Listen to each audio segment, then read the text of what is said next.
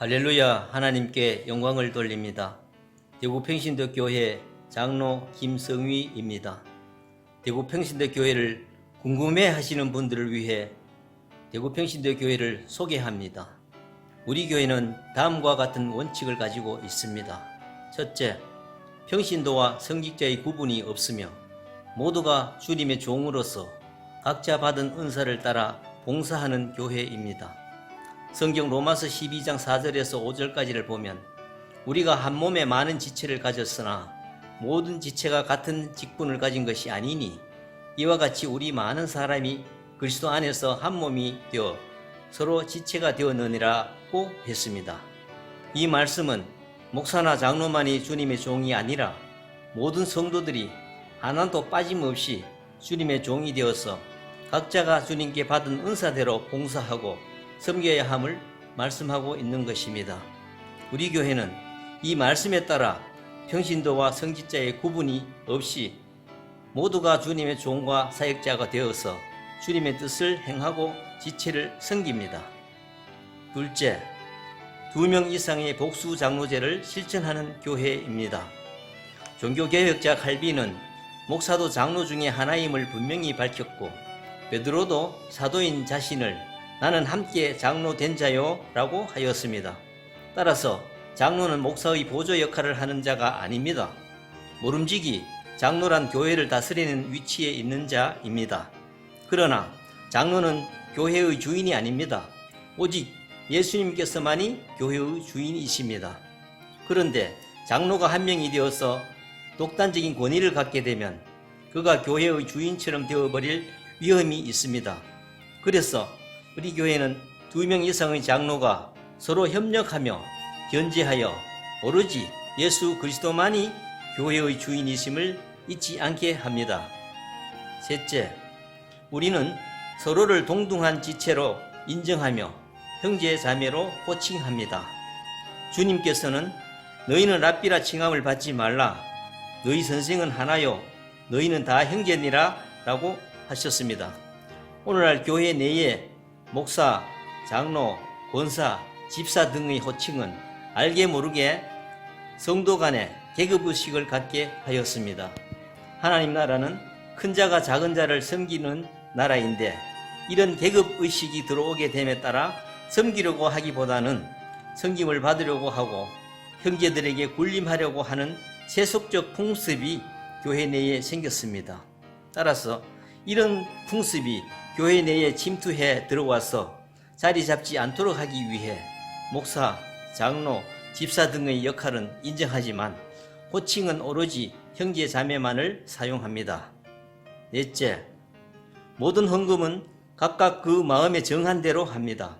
그리고 아무도 교회 일로 봉급받는 자가 없으며 모든 헌금은 필요 경비를 제외하고 선교와 구제에 사용됩니다. 헌금이란 원래 우리의 가진 모든 것이 하나님께 왔음을 인정하는 신앙에서 비롯되는 것입니다.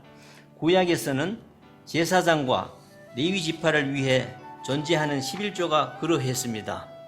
예수님과 사도들은 레위 지파가 아니었기 때문에 단 한 번도 11조를 받은 적이 없습니다. 신약 시대에 와서 사도들은 단 한 번도 11조 헌금을 언급하지 않았으며 목사나 장로가 오늘날의 레위 지파라고 암시를 준 것도 없습니다. 이제는 그리스도인들 모두가 제사장이며 레위 지파입니다. 신약 시대의 헌금의 비율은 10분의 1이 아니라 사도 바울은 각각 그 마음에 정한 대로 할 것이요 인색함으로나 억지로 하지 말지니 하나님은 즐겨내는 자를 사랑하시느니라 라고 함으로써 각자 믿음의 정도를 따라 비율을 정할 것을 말씀했습니다. 따라서 우리는 신약의 성도들이 강제적인 11조가 아니라 자발적인 헌금으로서 드려져야 함을 믿습니다. 또한 예배당 헌금통에 들어가는 것만을 헌금으로 규정하지 않고 지극히 작은 형제를 돕는 것과 어려운 이웃을 위해 구제하는 것도 모두 헌금임을 믿습니다. 우리 교회는 헌금의 대부분은 구제와 선교에 사용됩니다. 다섯 번째, 교회는 교회당과 구별되어야 함을 분명하게 주지하며 교회가 부동산이나 건물을 소유하지 않고 교회의 어떤 것도 개인이 소유하지 않습니다. 고린도전서 3장 16절에 의하면 너희가 하나님의 성전인 것과 하나님의 성령이 너희 안에 거하시는 것을 알지 못하느뇨? 라고 했습니다. 즉 신약에 와서는 교회당 건물이 성전이 아니라 성도들이 성전입니다. 성도들이 주님의 이름으로 모이면 그곳이 들판이든 가정집이든 심지어 카타콤이라는 무덤이든 바로 그곳이 성전이 되었습니다. 따라서 우리는 교회당과 교회를 엄격히 구별합니다. 그리고 주님께서는 마태복음 6장 19절에서 땅에 보물을 쌓아두지 말라고 하셨습니다. 그러나 오늘날의 많은 교회들이 땅에 쌓아둔 보물, 즉 교회당 건물과 각종 이권 때문에 싸움이 나고 세습 등의 문제들을 일으키고 있습니다. 이것은 매우 가슴 아픈 일입니다. 우리는 건물이 아니라 사람이 귀중함을 깊이 새기며 다음을 실천합니다. 교회당 건물이나 부동산을 사지 않습니다. 심지어 임대를 얻을 때 보증금조차도 헌금으로 영구히 바치도록 하지 않고 각자가 돈을 맡기는 방식으로 하여 교회를 떠날 때는 자기 돈을 찾아가도록 합니다. 그렇게 함으로써 교회당에 사람이 사라지면 소모품 외에는 어느 것도 교회당에 남겨지지 않게 될 것입니다. 거듭 말하지만 교회란 건물이 아니라 사람들입니다. 따라서 교회의 진정한 재산은 땅이나 건물이 아니라 사람들입니다. 우리는 건물이나 땅이 아니라 한 사람 한 사람의 영혼을 귀하게 여겨야 한다고 믿습니다. 6번째, 모든 교파주의를 배격하며 말씀의 원칙을 따라 행하는 어떤 교회와도 열린 교제를 나눌 것입니다. 교회는 전 우주적으로 예수 그리스도 안에서 하나입니다. 그러나 현재 교회들은 많은 교파로 나뉘어져 있습니다. 이것은 어쩔 수 없는 상황도 존재합니다만 문제는 교파별로 서로 담을 쌓고 교제하지 않는다는 것입니다. 성경은 이렇게 교파로 나뉘어지는 것을 반대합니다. 고린도전서 1장 12절에서 13절에 의하면 고린도 교회가 파벌로 나누어져 있을 때 사도 바울은 너희가 각각 이르되 나는 바울에게, 나는 아볼로에게, 나는 게바에게, 나는 그리스도에게 속한 자라 하는 것이니 그리스도께서 어찌 나뉘었느뇨?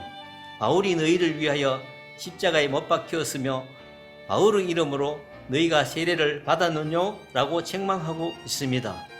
우리 교회나 우리 교파만이 옳다고 주장하는 것은 교만한 태도이며 하나님께서 미워하시는 것입니다. 우리는 서로를 통해 배우고 서로 협력하는 것이 옳습니다. 우리는 교파와 상관없이 성경을 실천하려고 하는 어떤 교회와도 열린 교제를 나눌 것입니다. 7번째, 우리 교회는 예수님을 알기를 원하는 사람, 믿음은 있지만 여러 가지 형편으로 교회 선택에 어려움을 겪고 있는 사람, 신약적 교회를 이루기를 원하는 사람들을 환영하며 언제나 문이 열려 있습니다. 오늘날 경쟁적으로 타 교회의 교인을 자기 교회로 끌어오려고 하는 현실을 개탄하며 이러한 행위는 하나님 앞에서 부끄러운 것이라고 믿습니다. 우리는 그런 식의 교인 증가를 꾀하지 않습니다. 우리는 예수님을 알기를 원하는 사람, 소위 가나안 성도로가 해서 교회의 여러 비리에 실망해서 떠나서 혼자 신앙생활하는 사람들, 신약적인 교회를 이루기를 원하는 사람들을 환영하며 이들에게 언제나 문이 열려 있습니다. 오십시오. 함께 합시다. 그래서 신약적인 교회를 힘을 합쳐서 실천합시다.